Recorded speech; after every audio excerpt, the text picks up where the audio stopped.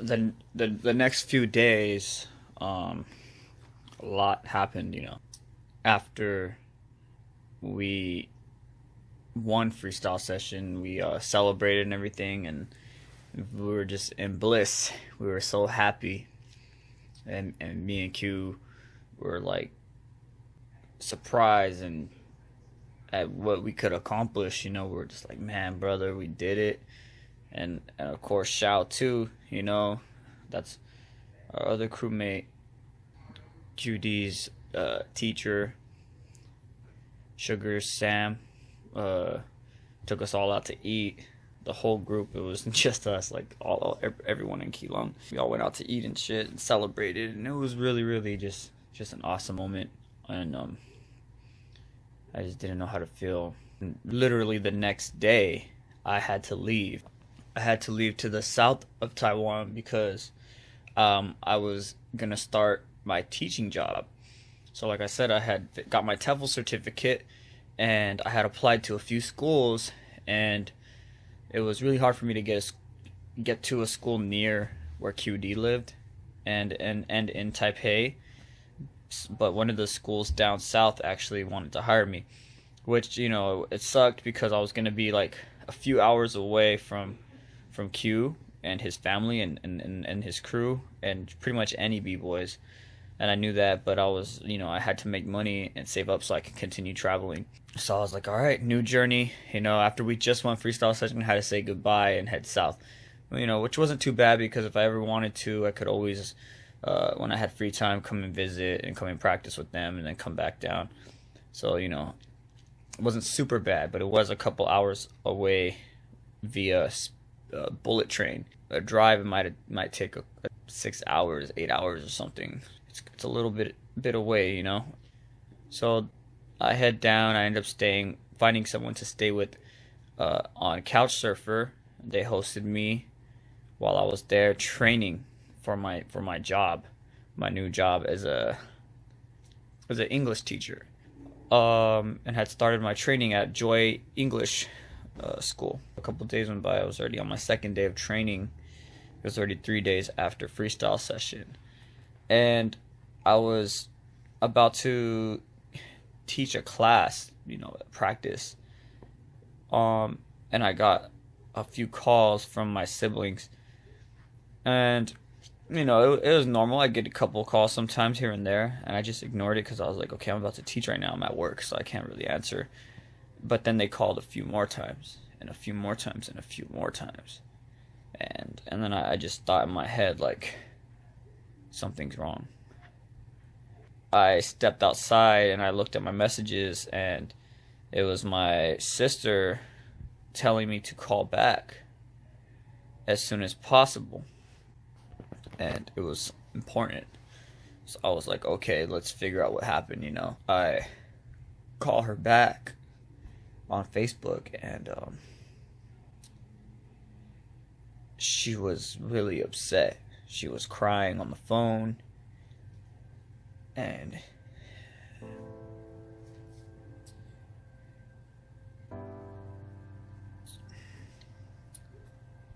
she tells me that my father passed away the night before, and that my mom found him at the bottom of the pool at the place that they were staying at. They were staying at a RV park, and my mom couldn't find him for a while. She was looking for him, and then she found him. She flashed a flashlight in the pool, and he was at the bottom.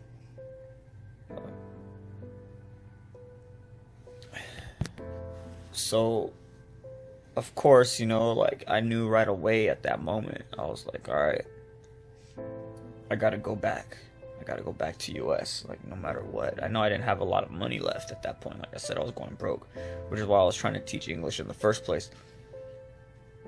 And I was like, I need to go back to America. Like, I have to be with my family, and I had to be there for my father's funeral and whatever's going on, and be there for my mom and my siblings. And I told my I told my boss, you know, I told my manager, and she understood completely. And I told Q and his family, and Q just told me to meet him at his apartment in Taipei, near his university where he was going to school at. And so we went there. I mean, I took the train there. It was just the saddest, most devastating ride, you know, back on that train. And when I got to Taipei, you know, Q was there. He got out of school, whatever, and he talked to me about it, and you know, he was just there, you know, like, you know, sorry brother, like whatever you need. And him and his family, the next day, I had already booked my flight the next morning, and the next day him and his parents, they drove me to the airport, and I was very thankful. And even to this day, I'm so thankful and grateful for everything that Q and his family did for me. You know, like, they practically took me in as their like third son. When I got to the airport, I knew that my entire journey was coming to an end, or ending, or at least being postponed. Like, I knew it was over at that moment. You know, for the moment, I knew it was gonna have to end.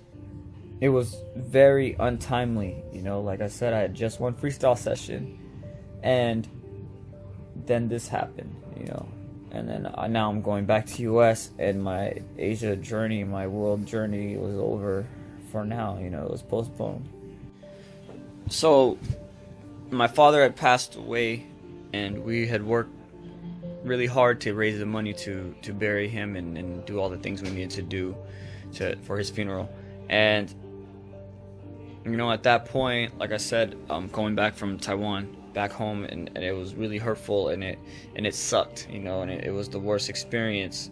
That flight, that long flight back home, and I was just sad the whole time and upset. After dealing with such a tragic loss, it's real easy for someone to give up, you know, for someone to say, that's it, I had enough fun out there, that was the end of my journey, and it looks like this is my life, you know. It's really easy for someone to just lay down and accept it and stay down, you know. But I knew that I couldn't do that. I knew that that wasn't the end for me, you know. When I left, even though I was sad and hurt and I wanted to be with my family, in my mind automatically already, I already had this idea that now I'm just postponing this journey for now. And I think this is important because I'm sure for other people who are going through something similar, or who have gone through something similar, I think it's important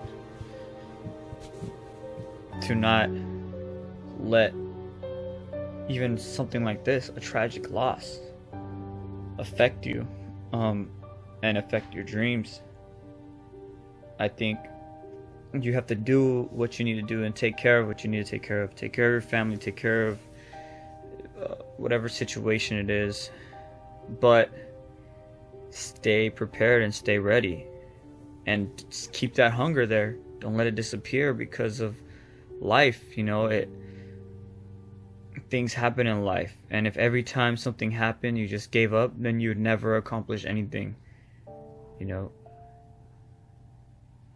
I know these problems are gonna happen, and sometimes these situations, these tragedies, I understand that, and you just be strong and deal with them, you know. And after losing my grandma and my grandpa, I know that the pain of loss and the memories, everything, like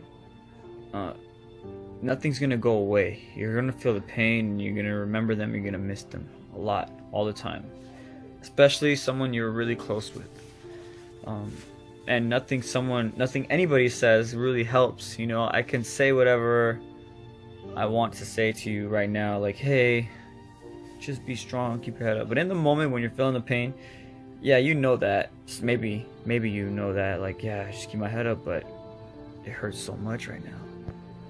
And the best thing I could say is time. It really is time. Time will make you feel better. It'll heal you, but you're still gonna miss them. And I still miss my father, you know. It hasn't even been that long. Still, you know, it's been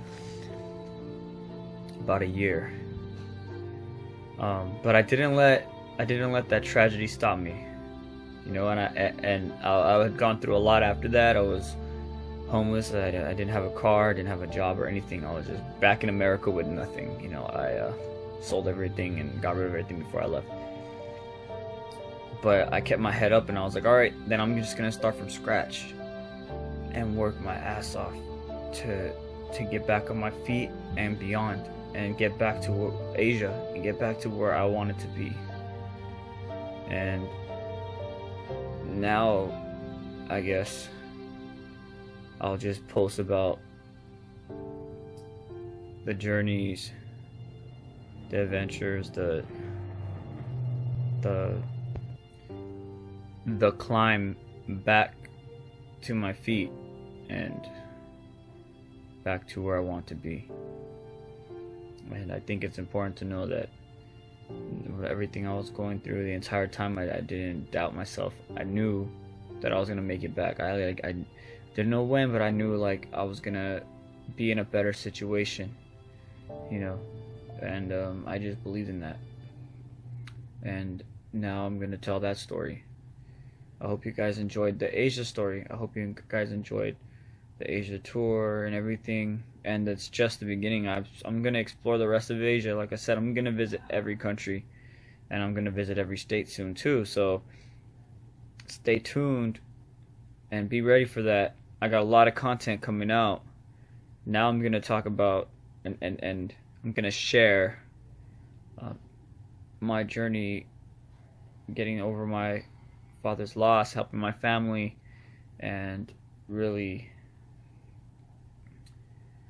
overcoming such a terrible tragedy.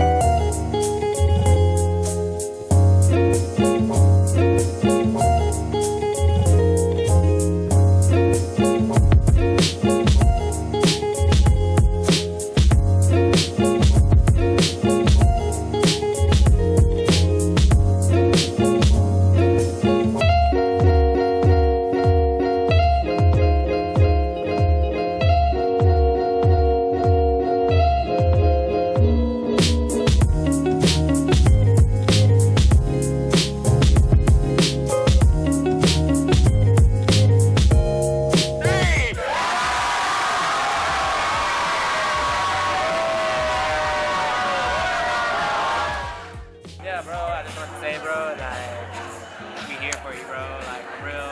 You go way back, take care of me. I was out here coming up in the scene, so we here, bro, giving back to you. And it's a blessing to your family, bro, through this hard time. Always there for you, bro. Call me whenever you need me, you know what I'm saying? You know what it is, nigga. Wild life, until we die life, I.E. life, y'all, nigga, Scat Nation. Yo, what's up, Jimmy? What's up, man? I love you, bro. You're my brother. You know, until we die, until day one.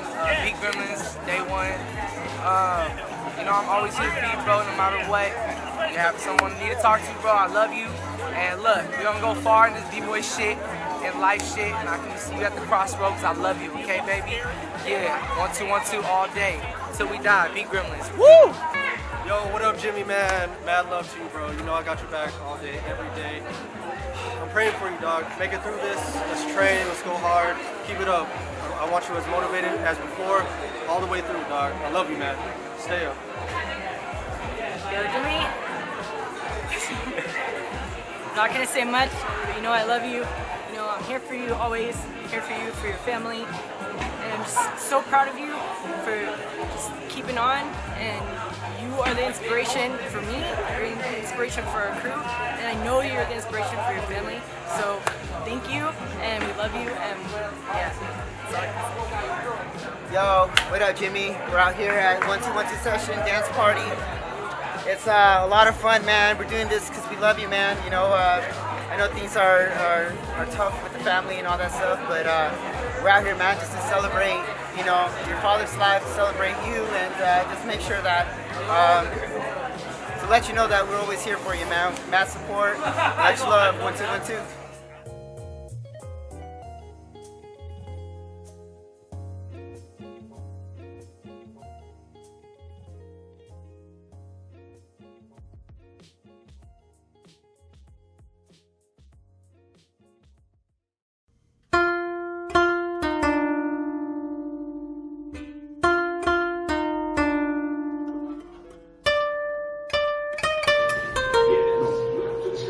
Happy birthday to you. Happy birthday to you.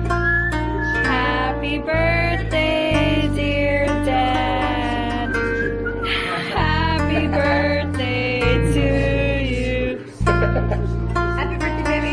Roll that out. Yay!